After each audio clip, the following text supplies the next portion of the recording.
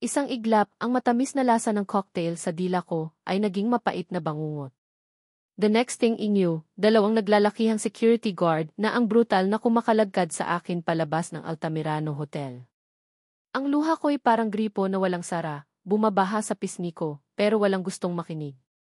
Wala po akong kasalanan. Maawa na kayo, sigaw ko, pero parang hangin lang ang mga salita ko sa kanila. How did this happen? Paano nauwi sa ganito ang gabing dapat sana'y okay? Let's be honest, gabing dapat sana iisa lang ordinaryong gabi ng paghugas ng plato. Rewind tayo ng konti. Mga ilang oras lang ang nakalipas. The Isi's lounge of Altamirano Hotel was buzzing, pero yung tipo ng buzz na may class. Alam mo yun? Hindi yung parang palengke. Dim lights, plush velvet sofas, and the clinking of expensive glasses filled the air. And there, sa pinaka-exclusive na corner, nakaupo si Sebastian Sian Altamirano, ang apo ng may-ari ng hotel, ang prinsipe ng Altamirano Empire. Kasama niya ang kanyang barkada, sina Troy, ang laging mayabang na businessman wannabe, at si Daphne, ang social media influencer na feeling reyna. Another round of that 25-year-old single malt, Sian, Ginvey treat, announced ni Troy, medyo pasigaw, para marinig ng lahat. Mayabang talaga. Sian just smirked, swirling the amber liquid in his crystal glass. Chill, Troy. Hindi pa nga ako tapos dito. Besides, it's always in the treat when we're in Isai Hotel, remember? He winked, and Daphne giggled, adjusting her bare-leather dress. Nga naman, Troy. Don't tear aside to outreach Sian, cause you'll never win, Daphne cooed, snapping a quick selfie with her pouty lips. Whatever. Point is, we celebrate. To Sian for closing that new deal. Troy raised his glass. Sian clinked his glass with theirs, pero may sa kanya na parang bored. Paulit-ulit na lang. The same expensive drinks, the same forced laughter, the same people trying to impress him. Hay, buhay, he thought. Nakakasawa din pala yung laging masaya o yung pilit na masaya. He scanned the room, looking for anything to break the monotony. His eyes landed on the main bar area. Their usual bartender, si Mang Tony, was nowhere in sight. Instead, ye girl had never seen before was fumbling with a shaker, her brow furrowed in concentration. She looked out of place. Simple lang ang suot, parang uniform ng kitchen staff. Samantala, sa kabilang banda ng bar, doon ako, si Cindy Reyes, dishwasher/emergency bartender for the night. Paano nangyari yun?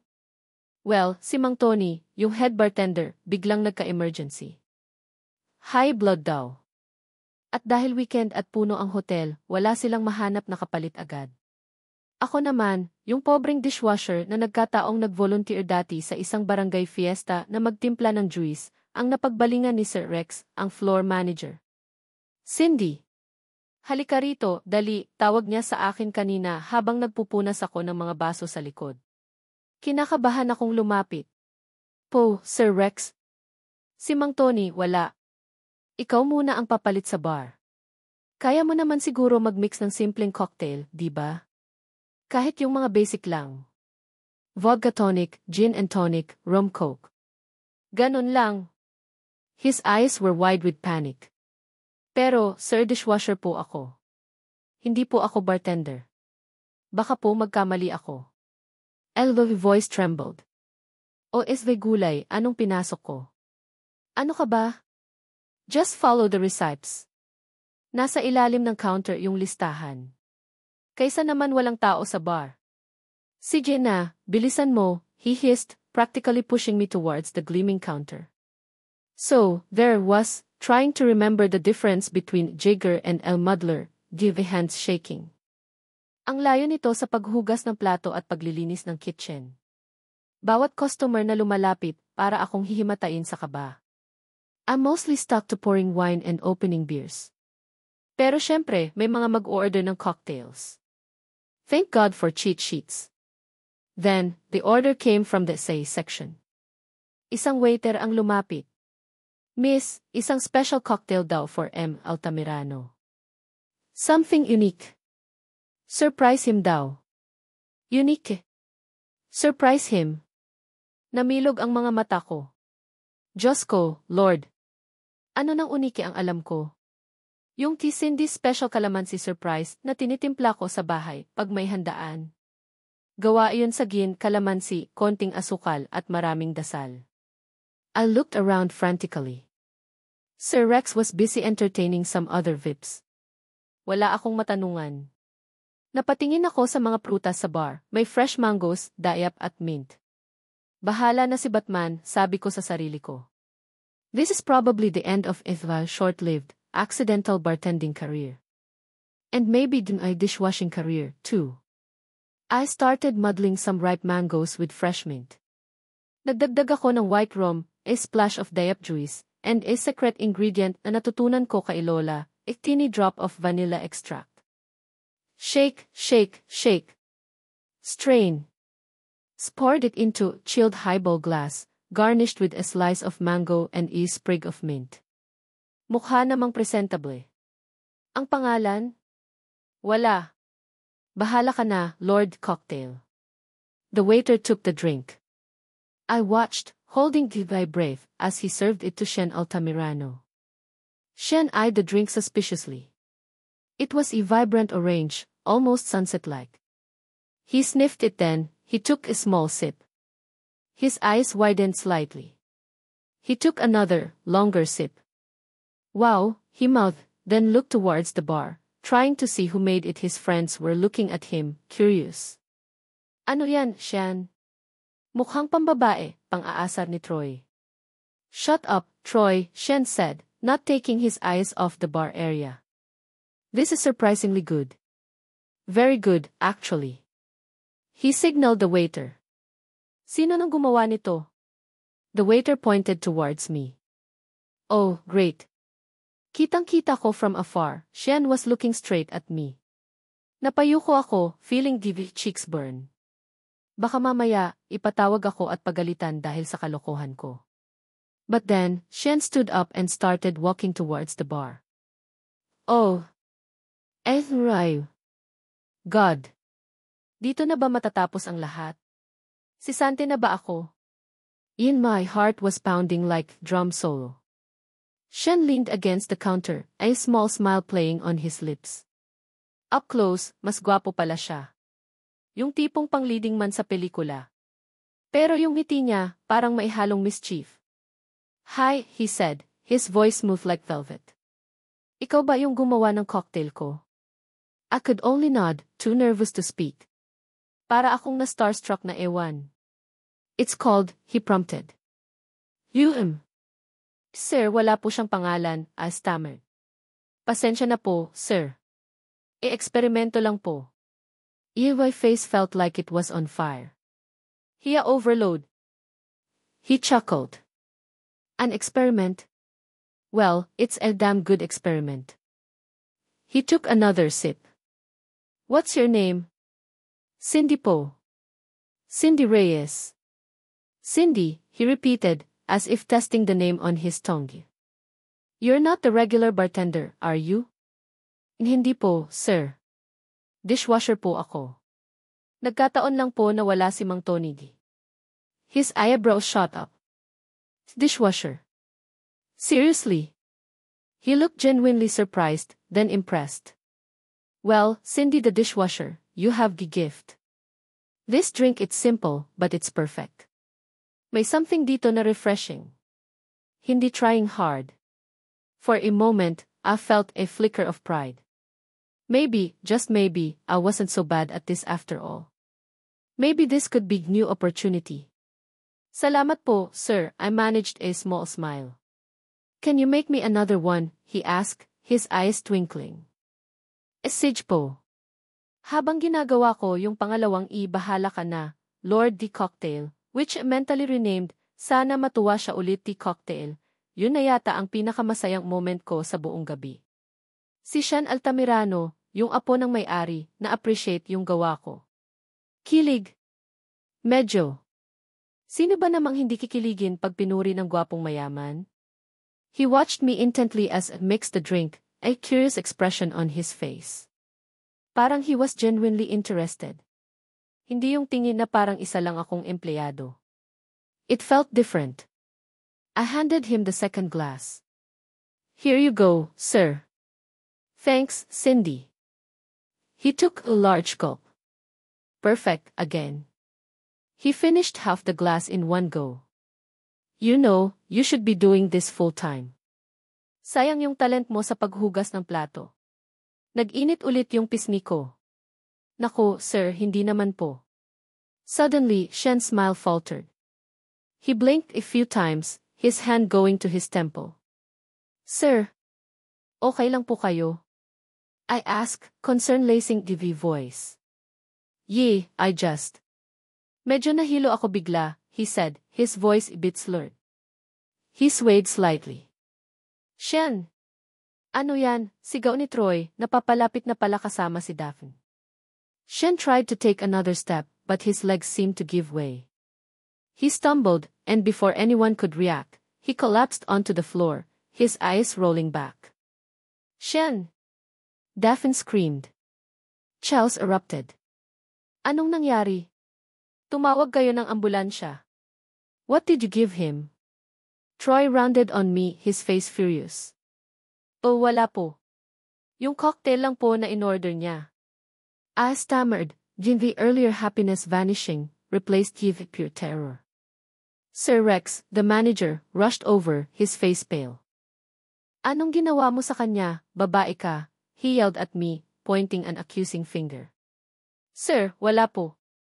Yun lang pong ininom niya kanina. Mango, diap mint, at rum lang po yun. Yeldovi's voice was shaking so badly, I could barely get the words out. My whole body trembled.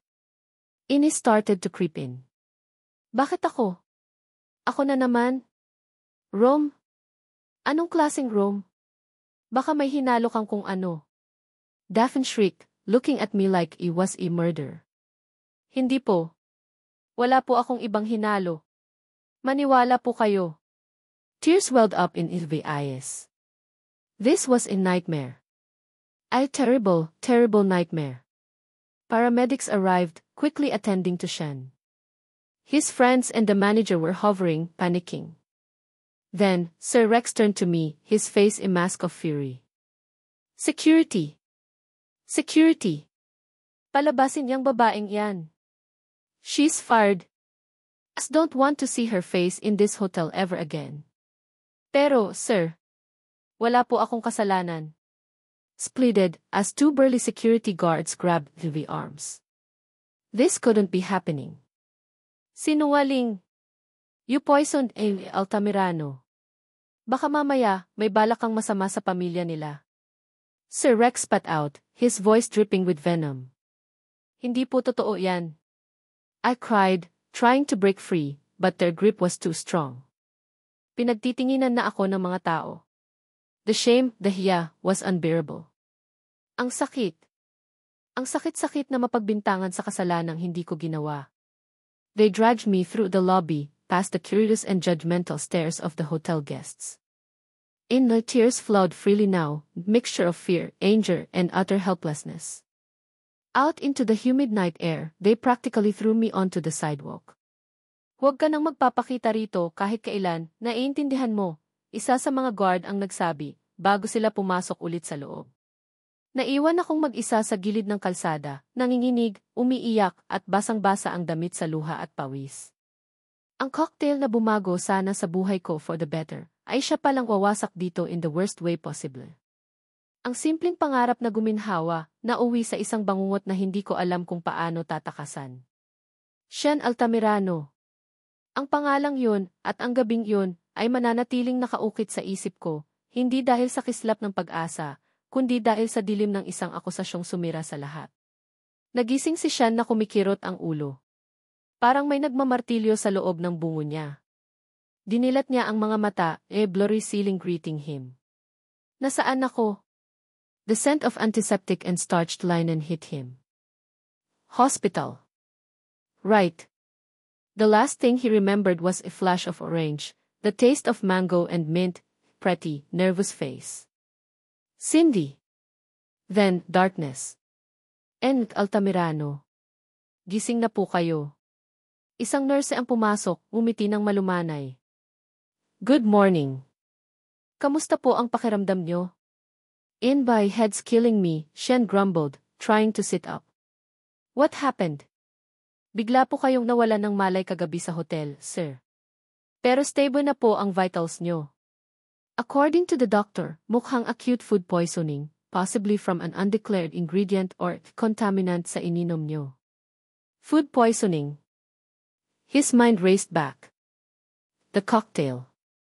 Cindy. Impossible. He remembered her nervous smile, her earnest eyes. Hindi niya magagawang manlaso ng tao. Or could she? Pero, he liked the drink. He really did. It was the only interesting thing that happened all night. The girl. Yung bartender kagabi, anong nangyari sa kanya? Yun ang unang lumabas sa bibig niya, much to his own surprise. Bakit siya yung inaalala ko? The nurse looked a bit hesitant.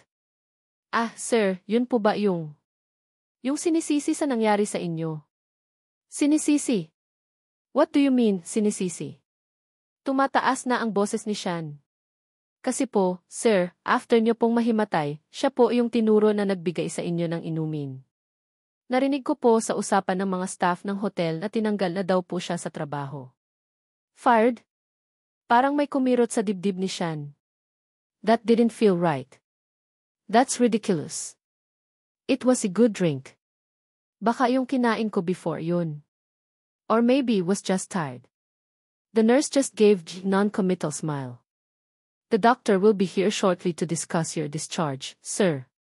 Paglabas ng nurse, agad niyang kinuha ang cellphone niya. He needed to get to the bottom of this. He called his personal assistant, Mark. Mark, I need you at the hotel. Now. And find out everything about the girl who served me drinks last night. Yung Cindy Reyes.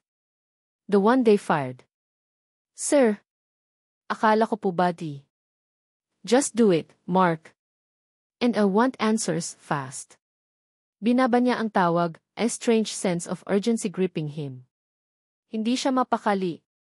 Pagdating niya sa office niya sa Altamirano Hotel, after a very short and annoying argument with his parents who wanted him to rest at home, he was a man on mission. His head still throbbed, but his determination overshadowed the pain. Mark, anong nalaman mo? Bungad niya pagpasok pa lang ng assistant niya. Mark, looking flustered, held a thin file. Sir, ito po yung employment record ni Cinderella Reyes. Yes, sir, Cinderella po talaga ang pangalan niya. 22 years old. Hired as a dishwasher 6 months ago. Clean record. No prior incidents. Dishwasher. Shen frowned. He remembered her saying that. So, bakit siya yung nasa bar? Emergency po, sir. Nag-collapse daw po si Mang Tony, yung head bartender. Si Ines Reyes po yung na-assign ni Andy Fernandez, the floor manager, na pumalit pansamantala. Fernandez? Where is he? I want to talk to him. Shen's voice was cold. Sir, Yin Fernandez took an emergency leave today. Personal reasons daw po. Convenient, Shen thought, narrowing his eyes. And what about the poisoning incident? Anong official report? Sir, according to security, Des Reyes was immediately apprehended and terminated. Ang accusation po is negligence, possibly deliberate harm, for serving you drink that caused your collapse. Wala pong formal police report na final, sir, since family matter daw po and you recovered quickly. Negligence? Deliberate harm? Shen scoffed. That's bullshit. I was there. She was nervous, yes, but she was careful. And I told her, like the drink. I even asked for a second one. He slammed his fist on the mahogany desk. This doesn't add up. Sir, there's something else, Mark continued, looking even more uncomfortable. I tried to get the kitty's footage from the size lounge and the bar area last night. And? Shen pressed, leaning forward. It's gone, sir. Gone? What do you mean, gone? Ang pagkalito ay nagsisimula ng maging inis. Corrupted daw po yung file for that specific time frame, from 1-0 to 2D. Lahat ng cameras covering those areas. The Yankee department is looking into it, pero sabi nila, mukhang intentionally wiped or damaged. Shen stared at Mark, his mind reeling. Intentionally wiped? Sino nang gagawa noon? And Gale? Unless someone was trying to hide something. Someone was framing Cindy. This is a cover-up, Shen said, his voice dangerously low. Someone is trying to make her the scapegoat. Sir, yun din po ang iniisip ko. Find her, Mark. I want to talk to her. Get her address from the file. And tell Ike I want a full report on that TTIF footage, even if they have to retrieve it from digital hell. Walang imposible. Yes, sir. Mark scurried out of the office. Shen leaned back in his chair, massaging his temples. Was he so invested in this? Isang dishwasher lang naman siya. He meets hundreds of employees. Pero may iba kay Cindy. Her simple sincerity. The way her eyes lit up, kahit takot na takot, when he praised her drink. And that drink, damn, it was good. Simple, but memorable. Hindi katulad ng mga overly complicated, overpriced concoctions na niyang iniinom. He felt a pang of guilt. Dahil sa kanya, nawalan ang trabaho yung babae. Worse, napagbintangan pa. He, Sebastian Altamirano Zae, who prided himself on fairness, had inadvertently caused an injustice. Hindi pwede, he decided. Kailangan kong itama to, not just for her, but for himself. He couldn't shake the feeling that there was more to this story. Samantala, sa isang maliit na eskinita sa kabilang dulo ng Maynila, naglalakad si Cindy pauwi galing sa isang bagsak na interview para sa isa na namang trabahong pang dishwasher. Umuulan. Hindi malakas, pero sapat lang para mabasa ang manipis niyang damit at dagdagan ang bigat sa kanyang dibdib. Wala siyang payong. Yung kakarampot niyang naipon paubos na. The events of that night at the Altamirano Hotel played over and over in her mind like a broken record. Ang mukha ni Shen Altamirano noong una siyang ngumiti, tapos yung gulat at sakit noong bigla itong natumba. Ang galit sa mga mata ni Sir Rex. Ang kahihiyan habang kinakalagkad siya palabas. Wala naman akong ginawang masama, she whispered to the gray, uncaring Isis. Bakit sa akin nangyari to? She clutched the strap of her worn-out bag sa loob noon, yung termination letter niya. Isang pirasong papel na sumira sa lahat. Pumasok siya sa maliit nilang barong-barong. Naabutan niya ang nanay niyang nagtitiklop ng mga labada. "Oh, anak, kamusta ang lakad mo?" tanong ni Aling Nena, pero baka sa mukha nito ang pag-aalala. Alam nito ang pinagdadaanan niya. Cindy just shook her head, tears threatening to fall again. Wala pa rin po, Nay. Ang hirap. Niyakap siya ng nanay niya. Okay lang yan, anak. Makakahanap ka rin. Tiwala lang sa Diyos. Pero paano kung wala nang magtitiwala sa kanya? What if the Altamirano incident followed her everywhere? Ang pangalan ng hotel na iyon parang sumpa. Gabi na. Shen was in his sprawling penthouse, staring out at the glittering city lights, but he wasn't seeing them. Ang nakikita niya, yung mga mata ni Cindy, yung takot, yung hiya, yung innocence. Hindi siya makatulog. He tossed and turned in his king-sized bed, the silk sheets feeling like sandpaper against his skin. Mark had reported back earlier. Cindy wasn't at the address listed in her file. Nakalipat na raw. Walang forwarding address. Parang bula na naglaho. Naglaho ang babaeng hindi ko alam ang pangalan no, Cinderella pala, he corrected himself. Cinderella. A fairy tale name for a girl caught in a nightmare. Isang malaking pagkalito ang bumabalot sa kanya. Why was he so obsessed with finding her? Yes, there was the injustice. Yes, he felt responsible. But there was something else. Something he couldn't quite name. He closed his eyes, trying to force himself to sleep. Then, he heard a faint whisper. Sir, okay lang po kayo? Napamulat siya bigla. Napaupo. He looked around the dark room. Wala namang tao. Guni-guni ko lang yun. He lay back down, heart pounding. Sir, wala po siyang pangalan. Eksperimento lang po. The voice again. Her voice. Clear as day, as if she was right there beside him. Halos maamoy niya ulit yung pinaghalong mangga at mint. Shen sat bolt upright, sweating. This was insane. Naghahalucinate na ba siya? Dahil ba to sa lason na nainom niya? O dahil hindi niya maalis sa isip niya yung babae? He got out of bed, walked to his minibar, and poured himself a stiff drink, not a cocktail, just straight whiskey. He needed to find her. Hindi lang para itama ang mali. Hindi lang para malaman ang totoo sa nangyari. He needed to find her because, for some goddamn reason, the thought of never seeing her again, of her just disappearing, left an empty, knowing feeling inside him. A feeling he hadn't felt in a very, very long time. Obsession. Maybe. Or maybe it was just the beginning of something he wasn't prepared for. Cinderella Reyes, he muttered into the darkness. Nasaan ka na ba? The city lights outside seemed to mock him with their indifference.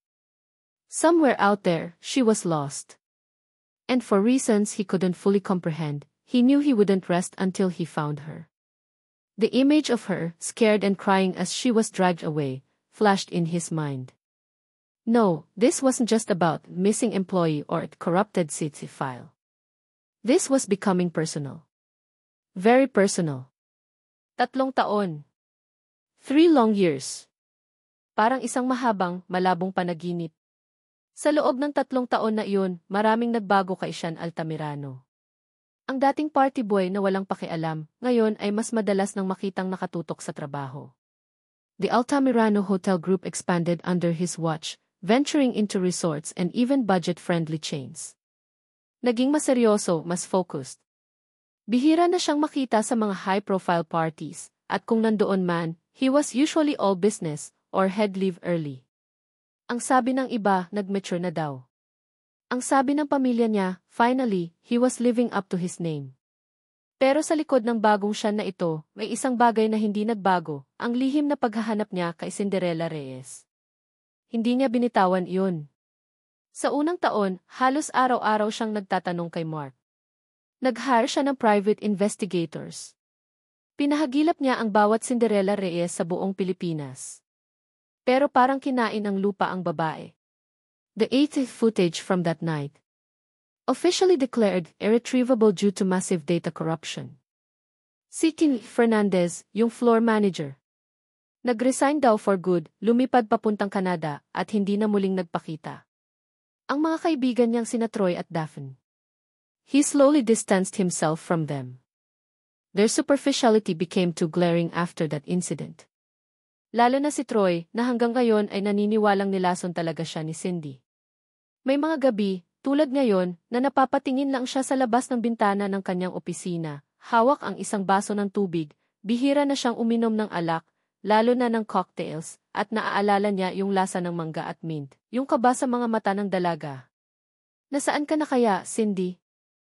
He'd asked the empty room. Sana okay ka lang. The guilt was still there, dull etch in his chest. Pero may kasama na itong pangulila.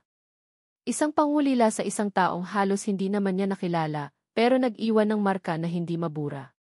Today, he was in San Teodoro, isang maliit at medyo liblib na probinsya, hours away from Manila. Hindi ito business trip. Isa itong charity event, a feeding program and medical mission na inorganisa ng isa sa mga foundations na sinusuportahan ng kumpanya nila. Usually, he'd send a representative. Pero this time, for some reason, he felt compelled to go. Siguro, kailangan niya lang ng break. O siguro, he was still searching, hoping na sa mga ganitong lugar, sa mga hindi niya inaasahang pagkakataon, baka sakali. The town plaza was bustling with activity. Mga tolda para sa medical check-up, mahabang pila ng mga nanay at bata para sa libreng lugaw at tinapay. May maliit na stage sa gitna, kung saan may mga local performers na nagbibigay aliw. Shen watched, tipolate but distant smile on his face. He felt out of place, as usual. Ang mga ngiti ng mga tao, parang masyadong totoo, masyadong simple. Isang bagay na matagal na niyang hindi naramdaman.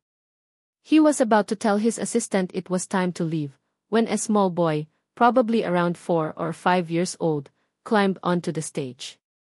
May hawak na mic na parang mas malaki pa sa kanya. Nakasimpleng t-shirt lang ito at shorts, medyo gusot ang buhok, pero may isang bagay sa ngiti niya na familiar. The MC, a cheerful lady in a bright pink dress, announced, at ngayon po, para sa ating special number, palakpakan po natin si Blue. Blue. Cute name. The boy looked directly at the crowd, then at the guitarist beside him. The first few chords played, and Shen's blood ran cold.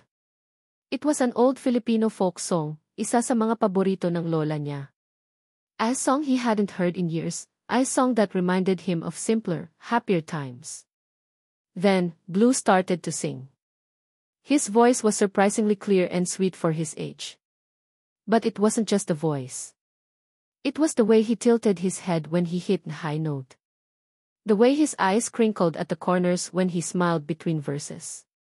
Ang paraan ng pagbigkas niya ng mga Tagalog na salita. Kakaiba. Shen found himself leaning forward, his earlier boredom completely gone. He couldn't take his eyes off the boy. Bakit parang may nakikita siyang pamilyar sa batang to? Impossible. Guni-guni niya lang siguro. Pagod lang siya. The song reached its chorus, heartfelt melody about hope and longing. Blue closed his eyes, singing with all his heart. And then Shen saw it. A small, almost imperceptible dimple on the boy's left cheek when he smiled widely after hitting a particularly good note. The same dimple Shen had. The same dimple his father had. Hindi. Pwede. His heart started to pound. Parang binabayo. His breath hitched. Nagsimulang manlabo ang paningin niya, hindi dahil sa pagod, kundi dahil sa namumuong luha. That dimple. That specific dimple. Pinilit niyang alisin ang tingin sa bata, pero hindi niya magawa. Ang bawat galaw, bawat ngiti, bawat kislap sa mga mata ni Blue, parang may sumisigaw sa kaloob-looban ni Shen. He scanned the crowd frantically, looking for he didn't know who. A parent. A guardian. Someone who could explain this uncanny resemblance. The song ended. The crowd applauded warmly. Blue beamed, bowing his head. And then, from the edge of the crowd, a woman stepped forward, proud, loving smile on her face as she reached out to take the boy's hand.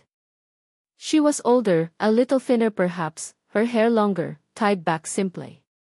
Her clothes were modest, a faded floral dress. But her eyes were the same. Those expressive, gentle eyes that Shen had replayed in his mind 1,000 times. The world seemed to stop. The noise of the fiesta faded into dull hum. All Shen could see was her. Cindy. Cinderella Reyes. Nakatayo siya doon, ilang metro lang ang layo, hawak ang kamay ng batang halos kapareho ng kanyang mga ngiti. Parang pinako si Shen sa kinatatayuan niya. Ang pag-asa na matagal nang natutulog sa dibdib niya ay biglang nagising, sumisiklab, kasabay ng isang matinding pagkabigla na halos ikahimatay niya. Si Cindy. Pagkatapos ng 3 taon, sa isang charity event sa isang probinsyang hindi niya akalaing mapupuntahan, natagpuan niya ito. Pero hindi lang yun ang nakapagpatigil sa mundo niya. Yung bata. Si Blue. Ang boses nito, ang ngiti, ang dimple. Para siyang tumitingin sa isang maliit na salamin ng kanyang sarili, ng kanyang nakaraan. Hindi kaya? The thought, so wild, so impossible, screamed in his head. Anak ko.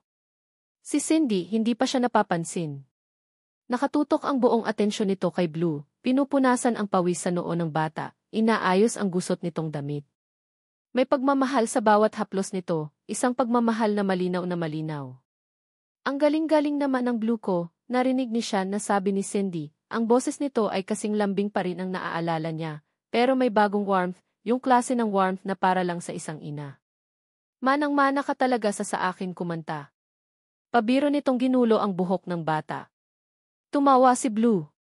Mama, nakita mo ko. Hindi ako nahiya. Naman, anak. Super proud si Mama sa'yo. Mama. The word hit Shen like a physical blow. Nanay siya ng batang to. At yung bata. Yung bata kamukhang kamukha niya. Hindi na niya napigilan ang sarili. Para siyang may sariling isip, ang mga paa niya ay nagsimula ng humakbang palapit sa kanila. Bawat hakbang parang 1,000 taon. Ang puso niya, kumakabog na parang gustong kumawala sa dibdib niya. Nararamdaman niya ang mga mata ng assistant niya, si Mark, na nakasunod sa kanya, pero hindi niya ito pinansin. Wala siyang ibang makita kundi si Cindy at si Blue. Nang may ilang hakbang na lang ang layo niya, naramdaman yata ni Cindy na may nakatingin. Dahan-dahan siyang lumingon. Their eyes met. Ang ngiti sa mukha ni Cindy ay unti-unting naglaho, napalitan ng gulat, tapos ng isang emosyon na hindi mabasa ni Shan, takot ba? O pagkailang?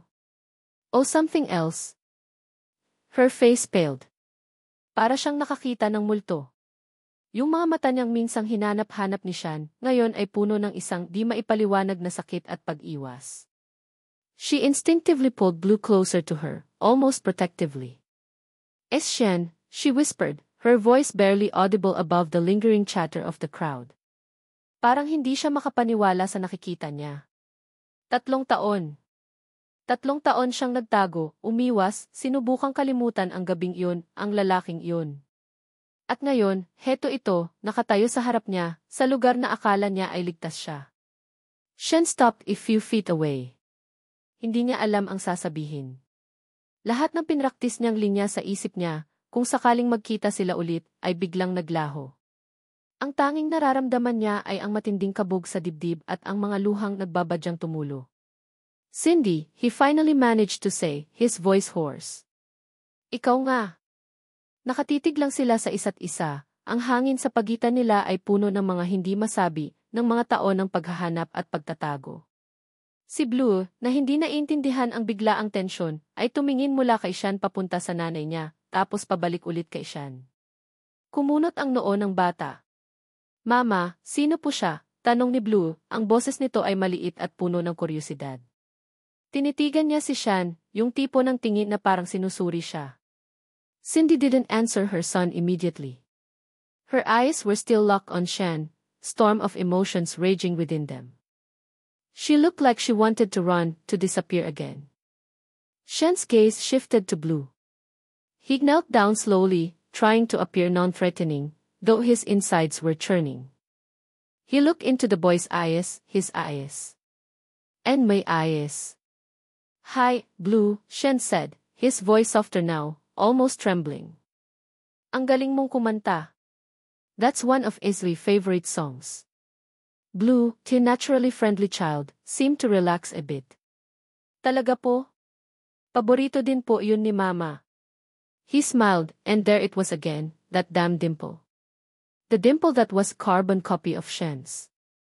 Shen felt the tear escape his eye, tracing the path down his cheek. Hindi niya napigilan. Ang pag-asa na baka totoo ang hinala niya, ay lumalakas. Ang pagkabigla ay dahan-dahang nagiging isang mas malalim, mas komplikadong emosyon. Shan, anong ginagawa mo dito? Cindy finally spoke, her voice tight. She pulled Blue slightly behind her. Halatang kinakabahan. Shan stood up, facing her. I was here for the charity event. He paused, then, unable to hold it back any longer, he asked the question that was burning in his soul. Cindy. Yung bata, sino ng tatay niya?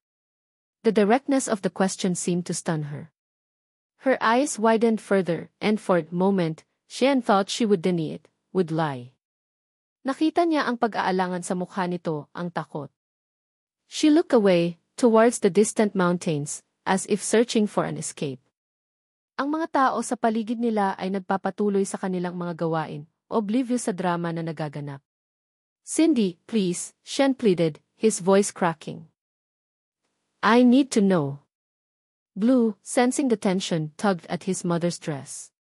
Mama. Okay ka lang po. Cindy took a deep breath, then looked back at Shen, her eyes now glistening with unshed tears. Ang tapang na pinilit niyang ipakita kanina ay unti-unti nang bumibigay. Bakit mo pa kailangang malaman? Mahina niyang tanong, pero may bahid ng hinanakit. Hindi ba't sapat na iyong ginawa niyo sa akin noon? That's not fair, Cindy. You disappeared. I'll look for you. For 3 years, I'll look for you, Shen said, his own pain surfacing. Hindi ko alam kung anong nangyari. Hindi ko alam kung bakit ka biglang nawala. Sinisi ka nila, pero alam kong hindi mo iyon magagawa. Alam mo, Cindy let out humorless laugh. Kung alam mo, bakit hinayaan mong tanggalin nila ako? Bakit hinayaan mong pagbintangan nila ako? Bakit hindi mo ako pinagtanggol? The accusations hit Shen hard because they were true. He was unconscious. He didn't know. But still, the guilt was his to bear. I was out, Cindy. Pagkagising ko, wala ka na. They told me you were fired. The 80th footage was gone. I tried to find you, I swear. He looked at Blue again, his heart aching. He looks so much like me, Cindy. Silence. Only the distant sound of fiesta music and children laughing could be heard.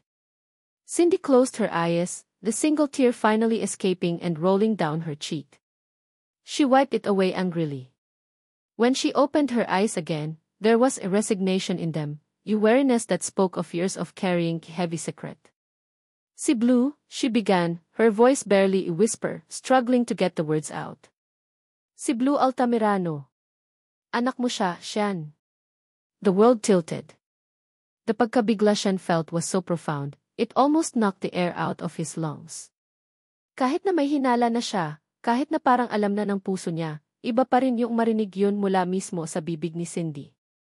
Anak niya. He had a son. A beautiful, talented, 5-year-old son. Ang pag-asa na minsang naging kakarampot lang ay biglang naging isang naglalagablab na apoy. He looked at Blue, really looked at him, and saw not just his own reflection, but a future he never knew he wanted, until now. Tears streamed down Shen's face freely now, but they were not tears of sadness. They were tears of shock, of disbelief, of an overwhelming joy mixed with deep, profound regret for all the lost time.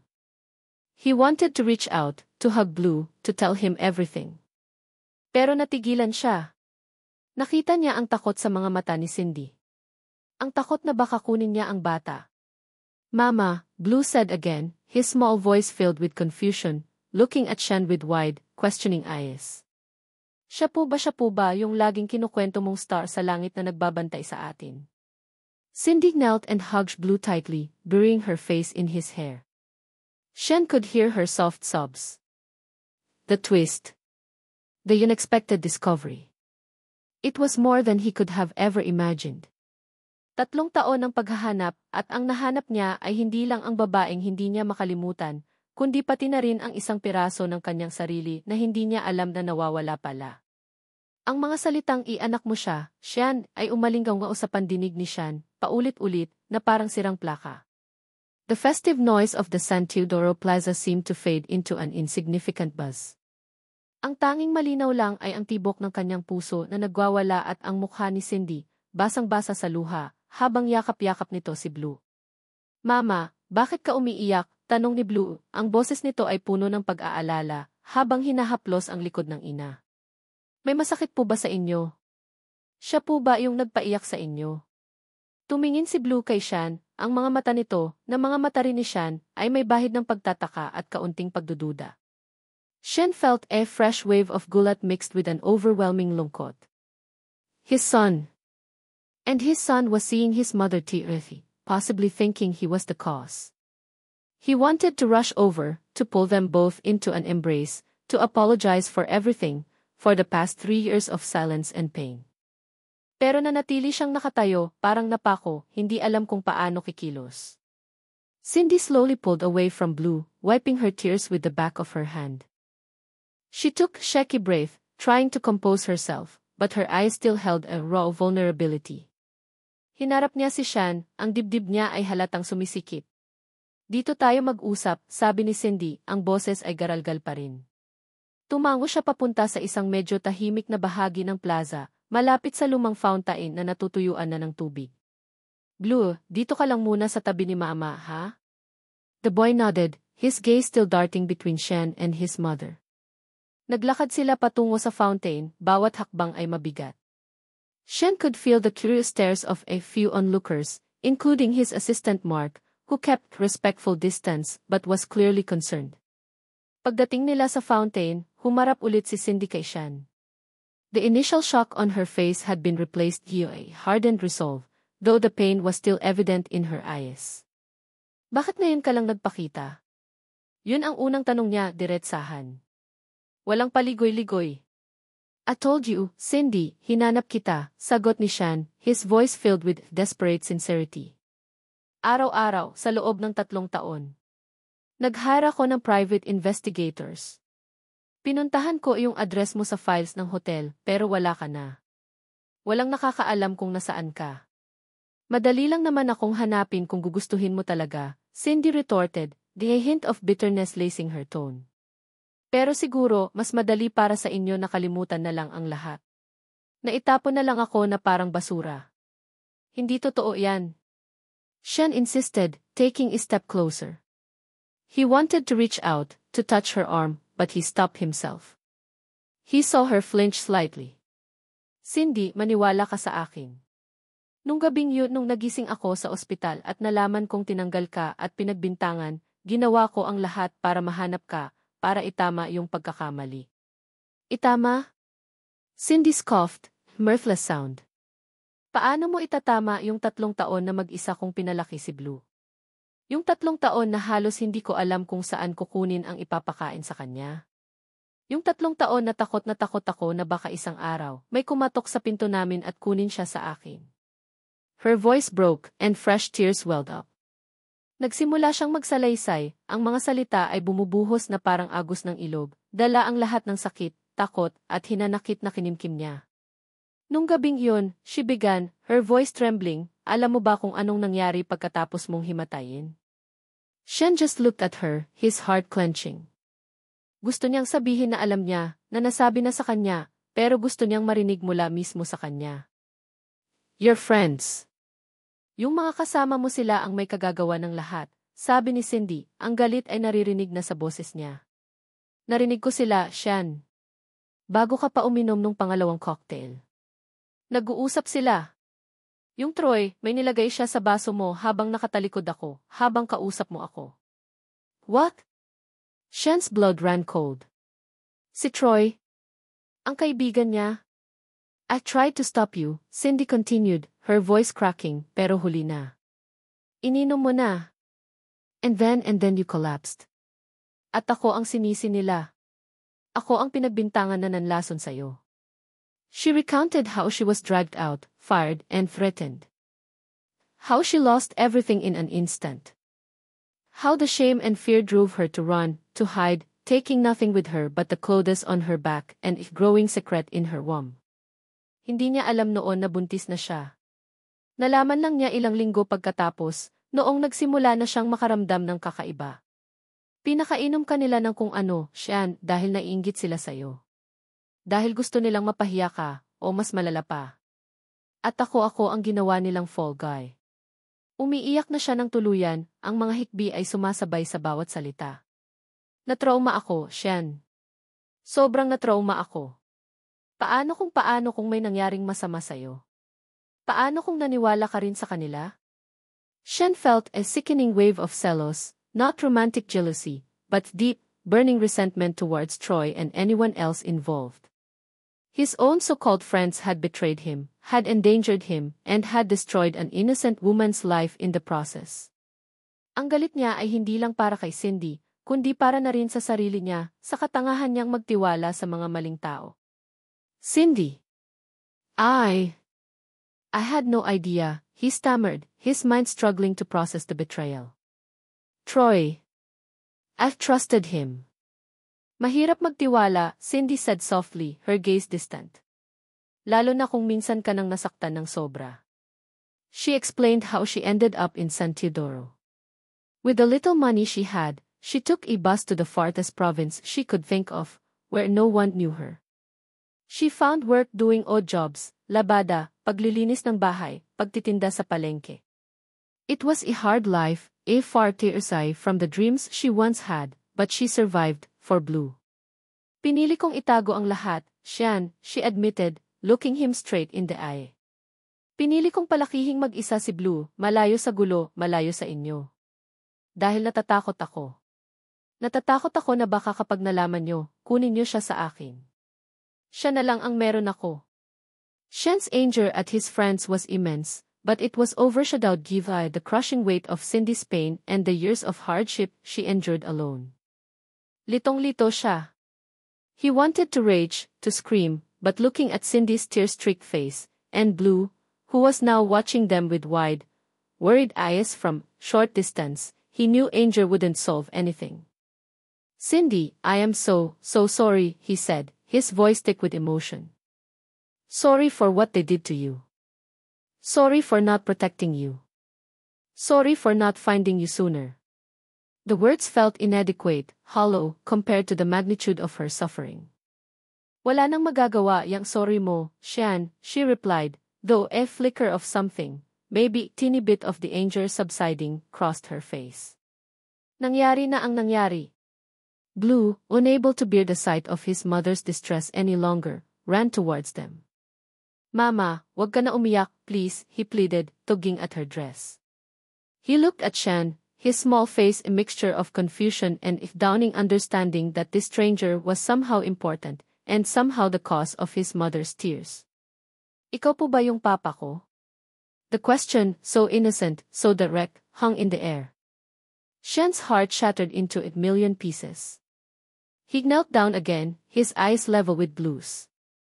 Yes, Blue, he said, his voice choked with emotion. Ako ang papa mo. Blue's eyes widened. He looked at his mom, then back at Sean. 1,000 questions seemed to flicker in his young eyes. He slowly reached out a small hand and touched Sean's cheek, where tears were still silently falling. Bakit ka rin po umiiyak, Papa? Sean couldn't speak. He just pulled Blue into a gentle hug, burying his face in the boy's soft hair, inhaling the scent of sunshine and childhood. It felt right. It felt like coming home to a place he never knew he was missing. He held his son, for the first time. The longcut of the lost years was still there, but now, it was tinged with a fragile, burgeoning hope. He felt Blue relax in his arms, then hug him back, small arms wrapping around his neck. Cindy watched them, her expression unreadable. There was pain, yes, but also the hint of something else. Relief? Resignation? Maybe even a teeny spark of the old affection she once felt for the man who now held their son. The gullet of seeing him again was slowly giving way to the complex reality of their shared past and uncertain future. Sean slowly released Blue, but kept his hands on the boy's small shoulders. He looked at Cindy, his eyes pleading for understanding, for a chance. I know I can't change the past, Cindy, he said softly.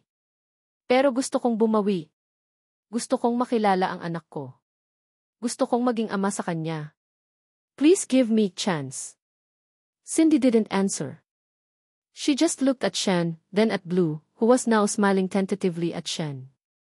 Ang luha niya ay tumigil na, pero bakas pa rin sa mukha niya ang pagod at ang bigat ng mga pinagdaanan. She didn't say yes. But she didn't say no either. And for Sean, for now, that was enough. It was a start. The secret was out. He had found his son. But the path to becoming a family, he knew, was just beginning, and it would be fraught with more challenges than he could imagine. The image of Troy's smirking face flashed in his mind. There were scores to settle. But first, his son. And Cindy. Ang mga sumunod na linggo ay parang isang panibagong kabanata na puno ng tampuhan, paglalaban ng damdamin, at paminsan-minsang pighati. Sean was determined to make up for lost time, to be a father to Blue. He rented a small but comfortable house in San Teodoro, a stark contrast to his Manila penthouse, para mas malapit siya sa mag-ina. Gusto niyang bumawi, not with grand gestures of wealth, but with presence, with effort. His days became a whirlwind of new experiences. Nagpaturo siya kay Cindy kung paano magluto ng paboritong sinigang ni Blue, na laging sa unang subok, much to Blue's amusement. Sinamahan niya si Blue sa pagpapalipad ng saranggola sa bukid, isang bagay na huli niyang ginawa noong bata pa siya, kasama ang kanyang lolo. He bought Blue toys, yes, a remote-controlled car that the boy adored. Set of building blocks that Shen found himself playing with more, pero mas mahalaga sa kanya, yung mga simpleng moments, yung pagbabasa ng bedtime stories, na madalas ay nauwi sa pagkukwento ni Shen ng mga adventurous niya sa malaking city, yung pakikipaghabulan sa bakuran hanggang sa mapagod sila pareho. Blue, after his initial shyness and confusion, quickly warmed up to Shen. Sa mata ng isang bata, ang pagkakaroon ng ama ay isang bagong adventure. He'd proudly introduced Shen to his playmates as si Papa ko, galing sa Maynila. Shen's heart would swell with a mixture of pride and fdulh for the years he missed. Pero hindi lahat madali. The biggest hurdle, Shen soon realized, wasn't just winning Blue's affection. It was Cindy. And more specifically, Cindy's current life. May Mang Riwel. Si Mang Riwel, o Riwel Santos, ay isang guro sa local elementary school kung saan nag-aaral si Blue. He was kind, patient, and obviously adored both Cindy and Blue. He had been a constant, stable presence in their lives for the past 2 years. Siya yung tumayong parang pangalawang ama kay Blue, yung sumusuporta kay Cindy sa mga panahong bagsak ito. He was, in every sense of the word, a good man. And he was, Shen painfully discovered, Cindy's boyfriend. The first time Shen met Riwel was awkward, to say the least. Shen had just dropped off a bag of groceries at Cindy's small nipa hut. She refused to move into the house Shen rented for them, saying she was comfortable where she was. Paglabas niya, nandoon si Riwel, may dalang isang bayong ng gulay, kakadating lang din. Shen Altamirano, I presume. Riwel said, extending a hand. His smile was polite, but his eyes were wary. There was no animosity, just a quiet assessment. Riwel Santos, Shen replied, shaking his hand. Nice to finally meet you. I've heard a lot about you from Blue. And I, from Cindy, Riwel said, his gaze flickering towards the hut. Thank you for everything you're doing for Blue. There was an unspoken tension in the air. Pareho silang may pakialam kay Cindy at kay Blue. Pareho silang parte ng buhay ng mga ito, in different, now overlapping, ways. Shen felt a pang of selos, this time the romantic kind, sharp and unwelcome. Nakita niya kung paano umiti si Cindy kay Riwel noong lumabas ito ng bahay para salubungin sila. It was a comfortable smile, an easy smile. Yung ngiting hindi pa naibibigay ni Cindy sa kanya. Si Cindy, she was torn. Kitang-kita iyon ni Shen. On one hand, there was Shen, the father of her child. The man who, despite everything, still held a piece of her heart, remnant of a past love that was unexpectedly rekindled via his reappearance.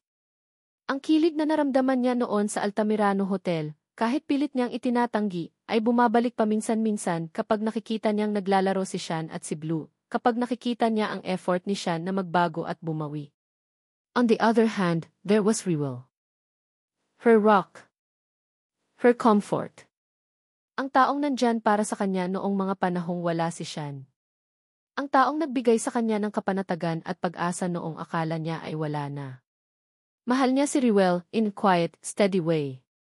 It was a love born out of gratitude and shared struggles. Madalas, nagkakaroon ng tampuhan si Cindy at Shen. Maliliit na bagay na lumalaki. Bakit mo na naman binilhan ng ganito kamahal na laruan si Blue? Cindy would ask, her voice tight, after Shen presented Blue with a new tablet. Hindi naman niya kailangan iyan. Masasanay siya sa luho. I just want to give him what can, Cindy.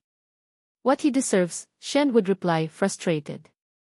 Hindi ko naman siya binibigyan ng material na bagay lang. I spend time with him. Pero hindi iyon ang punto. Ang punto, Shen, ay may paraan ng pamumuhay dito na simple lang. Ayokong masira iyon. Minsan, tungkol naman kay Riwel ang pinag-aawayan nila kahit hindi diretsahan. Nakita ko si Riwel kanina, kasama si Blue sa palengke. Mukhang masaya sila, Shen would say, trying to sound casual, pero may bahid ng pait. Mabait si Riwel kay Blue, Cindy would reply defensively. Palagi siyang nandyan para sa amin. I know. And I appreciate that. Pero Cindy, ako ang ama ni Blue.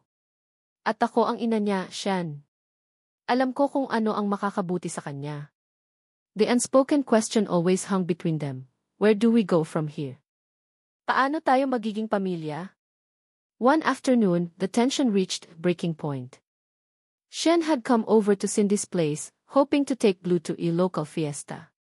Pagdating niya, nandoon si Riwel, katabi si Cindy sa maliit nilang sala, habang si Blue ay naglalaro sa sahig.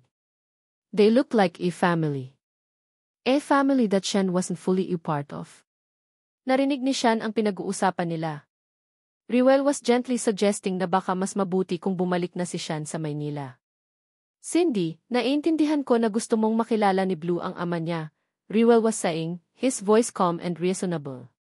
Pero hindi ba't nagugulo lang ang lahat? Si Blue, nalilito na. Ikaw, nahihirapan. Riwel, alam mo namang di. Cindy started, her voice laced with piety. Alam kong mahalaga sa'yo si Blue. Mahalaga rin siya sa akin, Riwel said, taking her hand. Pero kailangan mong pumili, Cindy. Para sa kapakanan niyong lahat. Shen felt a cold dread creep into his heart. Pumili? Was Riwel asking her to choose between them? He stepped into the doorway. Choose. Napalingon silang dalawa, gulat. Shen! Cindy exclaimed, tumayo agad. Riwel stood up as well, his expression firm but not unkind. Shen! Nag-uusap lang kami. I heard, Shen said, his gaze fixed on Cindy. Is that what you want, Cindy? For me to leave? He was prepared to make sacrifices. Kung iyon ang ikaliligaya ni Cindy, kung iyon ang ikabubuti ni Blue, kahit masakit, gagawin niya. If she didn't love him anymore, if she truly loved Riwel, then who was he to stand in their way? Biglang umiyak si Blue. Tumayo ito mula sa pagkakaupo sa sahig, ang mga laruan niya ay nakakala. Ayoko pong umalis si Papa, sigaw ni Blue, ang luha ay tumutulo sa kanyang mga pisngi. Tumingin siya sa nanay niya, tapos kay Riwel, tapos kay Shen. Ayoko pong pumili. Gusto ko si Mama. Gusto ko si Papa. Gusto ko rin po si Tito Riwel. Ang mga salita ng bata ay parang kutsilyong humiwa sa puso nilang tatlo. Gusto kong buo ang pamilya ko. Blue cried out, his small voice filled with so much pain and confusion that it silenced them all. He ran to Cindy and hugged her legs, sobbing. Mama, ayoko pong mag-away kayo. Cindy knelt and embraced her son, tears streaming down her own face. She looked at Shen, then at Riwel, her face a mask of anguish. The paglalaban inside her was clear for everyone to see. Natulala siya. Ang simpleng hiling ng anak niya, isang buong pamilya, ay isang bagay na hindi niya alam kung paano ibibigay. Paano nga ba? With Shen, there was a past marriage betrayal and pain, but also deep, undeniable connection and the father of her child. With Riwel, there was comfort, stability, and a gentle love that had healed her. Shen looked at Blue, then at Cindy. The boy's words echoed in his mind. Gusto kong buo ang pamilya ko. Hindi niya alam ang sagot. Pero isa lang ang sigurado niya, hindi niya iiwan si Blue. Hinding-hindi. At kung kailangan niyang lumaban para kay Cindy, para sa pamilyang pinapangarap ng anak nila, gagawin niya. Kahit gaano pa kahirap. Pagkatapos ng gabing iyon, ng outburst ni Blue, parang may nagbago sa hangin sa pagitan nilang tatlo. Riwel, with a heavy heart but with an understanding that surprised both Shen and Cindy, decided to give them space. Mahal ko kayo, Cindy, Blue, he had said, his voice thick with unshed tears. Pero siguro, may mga bagay na kailangang ayusin muna ninyong dalawa, bilang magulang ni Blue. Andito lang ako, pero hahayaan ko muna kayong mag-usap. He knew, deep down, that Cindy's heart, despite her affection for him, was still tethered to Shen in a way it could never be to him. Ilang linggo ang lumipas. Shen continued to be a constant presence in Blue's life. Mas naging maluwag na rin si Cindy sa kanya. The tampuhan lessened, replaced by quiet conversations. shared laughter over Blue's antics, and a fragile truce that slowly, painstakingly, began to feel like something more. Nakikita ni Cindy ang sincerity ni Shan, ang pagbabago nito. Nakikita niya ang saya sa mga mata ni Blue tuwing kasama nito ang ama. At sa puso niya, yung matagal nang natutulog na pag-ibig para kay Shan, unti-unti nang nagigising. One evening, Shan surprised Cindy. "I want to take you and Blue out for dinner," he announced, a nervous smile on his face. Sa Altamirano Hotel. Yun treat. Cindy's eyes widened. Ang Altamirano Hotel. The place where her nightmare began. The place she swore she would never set foot in again. "Shan, seryoso ka ba? Bakit doon?" "It's a farewell dinner, of sorts," Shan said, his voice a little too casual. I'm thinking of going back to Manila soon. For good." Natahimik si Cindy. Aalis na si Shan? For good? Spang of something sharp, disappointment. Lungkot? Pricked her heart. Akala niya okay na sila. Akala niya may pag-asa na. Ganun ba, she managed to say. Sage. Para kay Blue. She didn't want Blue to be sad. Pero ang totoo, para na rin sa kanya. One last dinner. One last memory. The dinner at the Altamirano Hotel was surreal. The Isai's Lounge, the same one where Shan had collapsed, was now reserved exclusively for them. The staff, under strict instructions from Shan, who had already dealt with F. Fernandez and anyone else involved in the cover-up 3 years ago, ensuring they would never work in the hotel industry again, treated Cindy and Blue like royalty. The ambience was awkward at first, but warm. Shan was attentive, not just to Blue, but to her. He pulled out her chair, made sure her water glass was always full, and kept glancing at her with a soft, almost pleading look in his eyes. Si Blue naman, tuwang-tuwa sa fancy restaurant at sa mga magic tricks ng waiter. Cindy found herself relaxing. The ghosts of the past seemed to recede, replaced by the present moment, her son's happy laughter, Shan's gentle smile. Maybe this was a good way to say goodbye. A way to close that painful chapter with a more peaceful memory. Sa kalagitnaan ng kanilang dessert, isang magnificent chocolate lava cake na paborito ni Blue, biglang mailumapit na waiter kay Blue. "Young Master Blue," the waiter said with a bow, "may special task po kayo tonight, if you're up for it." Blue's eyes lit up. "Task? Ano po yun?" The waiter leaned in and whispered something in Blue's ear. Blue giggled, then nodded enthusiastically. "Opo. Kaya ko po yun." He slid off his chair and followed the waiter. "Saan siya pupunta?" Cindy asked, confused. Shan just smiled mysteriously. "Secret. Let's just wait." A few minutes later, the lights in the lounge dimmed slightly. A soft spotlight focused on the small, makeshift stage where local performers usually played. And then, walking confidently towards the microphone, was Blue. Cindy gasped. Anong ginagawa niya? Shan just squeezed her hand gently. "Watch." Blue, looking dapper in a teeny suit Shan had bought him for the occasion, cleared his throat. "Good evening, ladies and gentlemen," he said, his voice surprisingly clear and steady, mimicking the MCs he'd seen. "Especially to my beautiful mama." He winked, and Cindy's heart melted. Kilig overload. "Tonight," Blue continued, "Jig's Papa has something very important to say to my mama."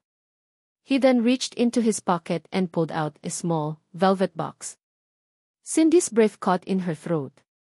"Hindi. Puede." Blue walked off the stage and straight towards the table. He stopped in front of Shan, mischievous grin on his face. "Daddy," Blue said, his voice now a little heavy but full of excitement. He opened the box, revealing a simple but elegant diamond ring. "Ikaw na." He handed the box to Shan. Shan took the box, his hand trembling slightly. He looked at Blue, his eyes shining with love and gratitude for his little accomplice. Then, he turned to Cindy. Her eyes were wide, glistening with unshed tears. She was completely stunned. Akala niya farewell dinner. Akala niya aalis na si Shan. Shan stood up, walked around the table, and in front of everyone, the few remaining staff who were pretending not to watch, but were definitely watching, he got down on one knee. Cindy, he began, his voice thick with emotion. Alam kong marami akong pagkakamali. Alam kong nasaktan kita ng sobra. 3 taon kitang hinanap at sa paghahanap na iyon, hindi lang ikaw ang natagpuan ko, kundi pati na rin ang isang pamilya na hindi ko alam na bubuo pala sa akin. He looked at Blue, who was beaming beside him, then back at Cindy. That night, 3 years ago, in this very hotel, you made me a cocktail. Sabi ko, it was simple but perfect. It changed everything for me in more ways than new. Ikaw, Cindy, you are simple, in the most beautiful way, and you are perfect for me and for Blue. He opened the ring box again. Wala itong script. Wala itong grand plan, except yung tulong ng anak natin. He chuckled, and Blue giggled. Hindi ito yung proposal na may relo, o kung anuman yung uso ngayon. Ito lang ako, si Shan, ang tatay ni Blue, ang lalaking nagkamali pero handang bumawi, ang lalaking mahal na mahal ka. Tears were streaming down Cindy's face now. Iyakan na. Pero ito yung iyak na masarap sa pakiramdam. Yung iyak na dala ng saya at ng pag-ibig na hindi niya inaasahang mabubuo ulit. Cinderella Reyes, Shan continued, his voice cracking, will you marry me? Will you give us chance to be a real family? Will you let me spend the rest of Esva life making up for all the lost time, and loving you and Blue with all my heart? The whole lounge was silent, waiting. Even Blue was holding his breath. Cindy looked at Shan, kneeling before her, his eyes full of hope and love. She looked at Blue, his face shining with anticipation. She thought of the past 3 years, the hardship, the fear. But she also thought of the recent weeks, the laughter, the healing, the rediscovery of a love she thought was long dead.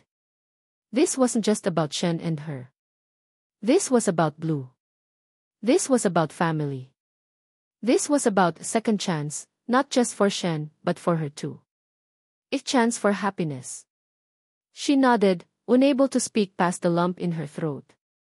Then, finding her voice, she whispered, loud enough for Shan and Blue to hear. Then louder, a joyful sob escaping her. Shan.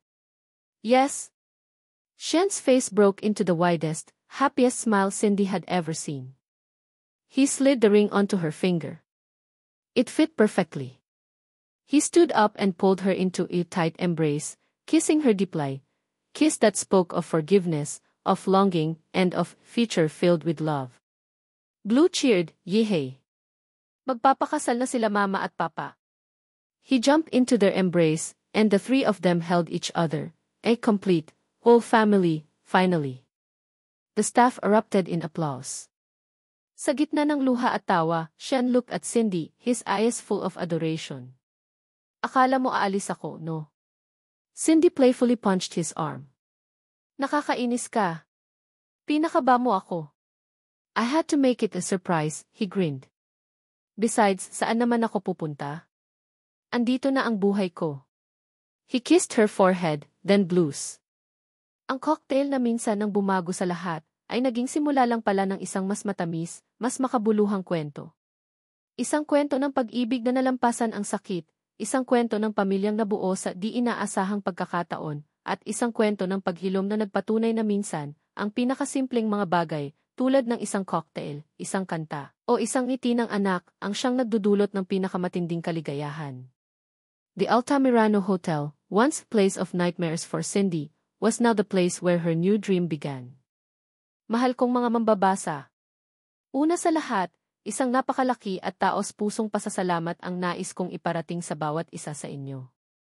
Maraming salamat sa inyong walang sawang pagsubaybay, pag-abangger sa bawat kabanata, at sa pagtangkilik sa kwento ni Shan, Cindy, at ang kanilang munting anghel na si Blue. Mula sa unang pitik ng keyboard hanggang sa huling tuldok ng kwento, naramdaman ko ang inyong init at suporta, at iyon ang nagsilbing inspirasyon ko. Ang pagsulat ng ang cocktail na bumago sa lahat, ay isang emosyonal na paglalakbay para sa akin. Bawat tawa, luha, kilig, tampuhan, at pag-asa ni Sean at Cindy ay parang personal kong naramdaman. May mga pagkakataong nahirapan akong isulat ang kanilang sakit at mga pagsubok, lalo na ang mga taon ng pag-iisa ni Cindy at ang bigat ng pagsisisi ni Sean. Ngunit sa bawat hamon na kanilang nalampasan, lalo na sa mga sandaling nakikita ko ang unti-unting paghilom ng kanilang mga puso at ang pag-usbong ng pagmamahal para sa isa't isa at para kay Blue, doon ko nararamdaman ang kakaibang saya at katuparan bilang isang manunulat. Ang layunin ko ay makalikha ng isang kwentong hindi lang magpapakilig, kundi tatatak din sa puso at magbibigay ng inspirasyon, isang kwentong sumasalamin sa ating kultura, sa ating mga pangarap, at sa ating kakayahang magmahal at magpatawad. Sa likod ng bawat ngiti at luha, may mga mahahalagang mensahe akong nais ipabaon sa inyo. Nais kong iparating na ang pag-ibig ay hindi laging perpekto, ito'y puno ng mga pagsubok, hindi pagkakaunawaan, at minsan, mga pagkakamali. Ngunit ang tunay na pag-ibig ay may kakayahang magpatawad, magbigay ng pangalawang pagkakataon, at higit sa lahat, maghilom. Ang kwento ni Sean at Cindy ay patunay na kahit gaano pa kalaki ang sugat ng nakaraan, may puwang pa rin para sa pagbangon at pagbuo ng mas magandang kinabukasan, lalo na kung may isang munting anghel na nagsisilbing inspirasyon. Ipinakikita rin ito ang kahalagahan ng pamilya, hindi lang yung pamilyang ating kinagisnan, kundi pati na rin yung pamilyang ating pinipiling buuin at mahalin.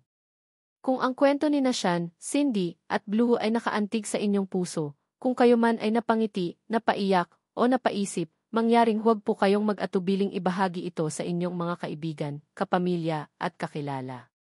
Malaking bagay po para sa akin ang malaman na ang kwentong ito ay umabot at nagbigay ng saya o aral sa marami. Higit sa lahat, nais ko ring marinig ang inyong mga saloobin. Anong bahagi ng kwento ang pinakanaantig sa inyo? Anong karakter ang inyong minahal o kinainisan? Anong aral ang inyong natutunan na babaunin ninyo? Mag-iwan lamang po kayo ng komento sa ibaba. Bawat isa sa inyong mensahe ay mahalaga at lubos kong pinapahalagahan. Muli, mula sa kaibuturan ng aking puso, maraming salamat po. Hanggang sa muli nating pagkikita sa mga susunod pang kwentong ating pagsasaluhan. Nagmamahal at laging nagpapasalamat. Ang inyong manunulat,